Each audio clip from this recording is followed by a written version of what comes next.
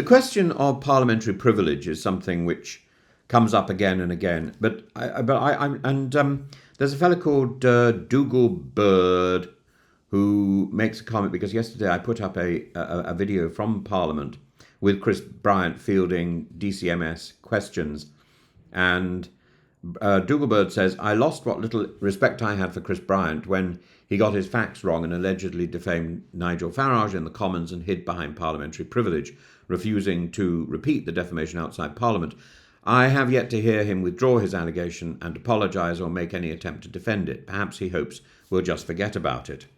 Well, Chris Bryant is the Labour MP for Rhondda, and he made controversial comments about Farage during a session in the House of Commons and took advantage of parliamentary privilege. So this is back in 2018, I think. Now, since then, Farage has gone through the debanking process with NatWest Coutts. And they didn't provide evidence, as far as we know, about the reason that they didn't want Farage in their bank. But is it possible that they were drawing on the same source? And that's an interesting angle, and one I simply float. But descending into this uniquely British political drama where personal feuds, global politics, and a rather theatrical use of parliamentary privilege collide, like a Shakespearean subplot with all the minor characters. One's wearing underpants and one's simply mouthing off. And it's a mixture of that, of real theatre, and of a GB News studio set piece. And the main characters, Sir Chris Bryant, the Labour MP for Rhondda, ex-vicar, Eurovision enthusiast, purveyor of barbed Commons interventions, and somebody who should, by rights, always have been put in the Speaker's chair. This is somebody who was made to be Speaker of the House of Commons. And Nigel Farage, the Eurosceptic firebrand turned GB News fixture, often accused of being closer to Moscow than Minsk. And yes, at some point, we will lower Penny Mordaunt down a hole. So bear with me. Let's begin with the rather surreal moment that typifies Bryant's rhetorical style, therefore, speaking about underground infrastructure in the Rhondda. He once said that, I'm going to dangle Penny Mordaunt down the Rhondda tunnel so she can see for herself. She won't have to hit her head. There'll be men to help her down. It was a brilliant moment, a rather naughty, flirtatious moment. An odd image, but emblematic of Bryant's knack for taking parliamentary proceedings and giving them the flavour of something between Have I Got News for You and Doctor Who. But from the metaphorical tunnels to murkier corridors in 2022, referring to 2018, in 2022, in a Commons debate on sanctions against Russia, Bryant claimed, and here's the quote, Nigel Farage received £548,573 from Russia Today in 2018 alone from the Russian state. Now, what he doesn't say there is that Farage appeared on television in 2018. He says that he received this money in 2018. That's significant. He also took aim at Aaron Banks, citing the journalist Isabel Oakeshot's own U-turn on Banks' alleged Russian links. Bryant made these allegations under parliamentary privilege, which under the 1689 Bill of Rights shields MPs from libel action for what they say in the Commons. Outside Parliament, that sort of accusation would likely trigger a lawsuit, especially from someone as pugnacious as Farage. And indeed, Farage demanded Bryant say it again outside so that he could sue him, and Bryant declined. Farage hit back hard, branding Bryant a total liar, calling him a paranoid EU rejoiner and flatly denying having received a penny from RT in 2018. Say it again, Chris. I could do with a new car, maybe even a house, he sneered, adding, I didn't appear once on RT in 2018. Or I didn't appear on RT once in 2018. The point is, you don't need to appear on a television channel to have been paid in that year. This could have been for payment for appearances earlier.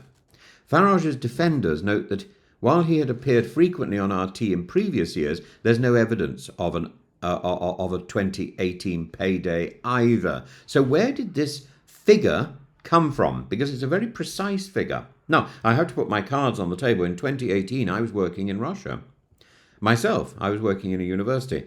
And I should have been paid. I don't think I was paid, but I should have been paid. And in 2019, I think I went back to Russia for the last time. My chair was changed from education to theology. I was to be the first theology professor in that university. And I went back to the UK to plan a conference, and I was also supposed to appear in a conference in St. Petersburg. I never went back. I was asked to be on a TV show on Channel 4. It all happened very quickly. I had about a month free, and I thought, yeah, well, that's fine. And the TV production staff said, oh, we'll only need you for a few days. You'll be the old fart who'll be voted off first. As it was, I stayed on for the whole show. So I missed my conference in St. Petersburg. I'd never been to St. Petersburg. I've always wanted to go. And a friend in the Commons with quite good connections rang me up afterwards and said that he'd had advice from the Foreign Office that I was overexposed and that I was in danger if I went back. So I took his advice quite seriously, and I was somewhat relieved. I was irritated because I was out of pocket, because I'd never been paid for certainly the previous year and maybe the year before that. So I can't say with my hand on my heart that I've never taken Russian money. I have, but I took it increasingly reluctantly and rarely after the invasion of Ukraine, which I felt was uncomfortable, and I was genuinely looking for a way out. But I still theoretically, I believe, remain with tenure, and should the powers in Moscow change, I'd be only too happy to go back. I think Russia is a wonderful country, and I hope I make a distinction. Though of course some of the Russian trolls who comment on here believe I don't, but I hope I make a distinction all the time between Russia, which I love, and the Kremlin system, which I detest, and I detest it with, I think, good reason. I have many Ukrainian friends. I have many friends spread across Russia, and I worried dreadfully about people being conscripted and people being put in the army as cannon fodder. And for a while, I felt that I could do a better job by staying in Russia. And certainly after 2019, I realized that I couldn't. So I keep an interest. I look at Russian and Ukrainian telegram channels. I try to get as much information as I possibly can from sources in Russia, but it's becoming increasingly difficult. And I must confess that my spoken Russian was never terribly good, but I'm finding it increasingly hard to actually read the stuff. And that's simply because I'm not there, and the language is retreating. So, was there substance to Bryant's accusation? Well, possibly there was. The precise figure, that precision seems bizarre. Why, plucking some strange figure out of the air, but there wasn't proof, or he didn't provide proof.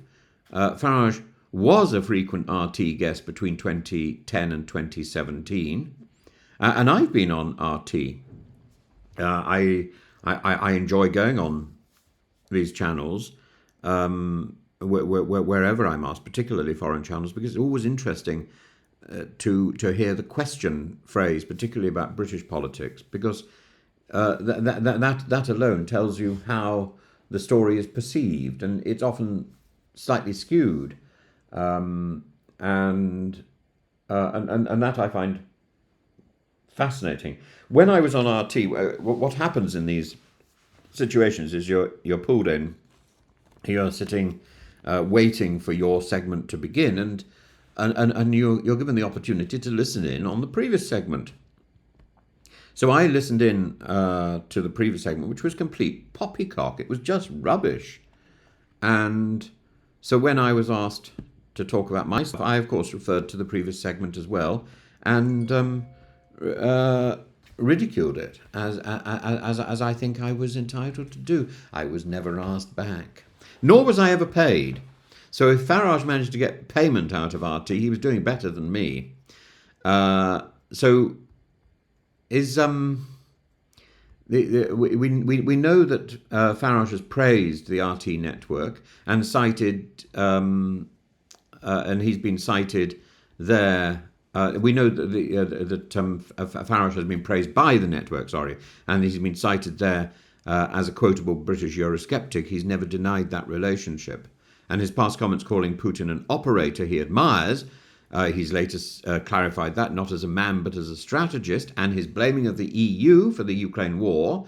These have all drawn consistent criticism, including from Guy Verhofstadt, who said Farage, like every far-right politician in Europe, has colluded with Putin. But actual payments in 2018, none confirmed, no receipts, no contracts, just inference and parliamentary theatre. Bryant's mistake, if it was a mistake, arguably, was in offering a precise figure. Where did he get that from? £548,573 is an oddly specific and, without sporting documentation, a very precise figure. And he risks making a serious charge look like something very odd. And so we arrive at the real issue. The use and the abuse of parliamentary privilege. Parliamentary privilege exists to protect whistleblowing and scrutiny, or at least that's how it's understood today. Of course, it goes back to the 17th century. So it's simply we could say now that parliamentary privilege doesn't exist to casually lob libelous grenades, but actually that's precisely what it exists for.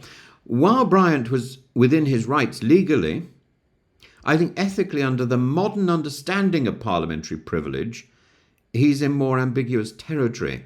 And if you allege foreign collusion and financial corruption, I think you have a duty to stand by it and to produce the evidence. The interesting thing here is that figure and that allegation, which Bryant doesn't then detail and doesn't give us any further information. Is that figure, is that information something that lies behind the debanking process in Coutts? Now, I have no sympathy with Coutts either, and I made a number of films, a number of videos about the Coutts debanking, and I was very supportive of Farage. So Bryant hasn't apologised or retracted, nor has he repeated the story outside the Commons, and that silence, more than the original comment, is what keeps this controversy smouldering. So what have we learned? Chris Bryant enjoys colourful rhetoric, whether dangling Penny Mordaunt down a hole or tossing Farage into a rhetorical bear pit, and Farage, ever the populist, will never let an accusation go unanswered. But this episode reveals something more serious. In an age of disinformation and global realignment, MPs wielding parliamentary privilege, I think, have a responsibility not merely to provoke, but to prove. And Chris Bryant fails on that score. And until Bryant produces evidence or retracts, Farage cannot really clear his name with anything more than indignation, or at least he doesn't try to. Farage approaches this with threats and indignation. Bryant approaches this without producing evidence, but with a very precise number. And so what we've got is a standoff. And that tunnel, we come back to Penny Mordaunt's tunnel, that tunnel between fact and fiction remains as dark as the one under the Rhondda. So there you are, Chris Bryant. But I must point out that I like Chris Bryant. I think he is the speaker that we should have at the moment in Parliament.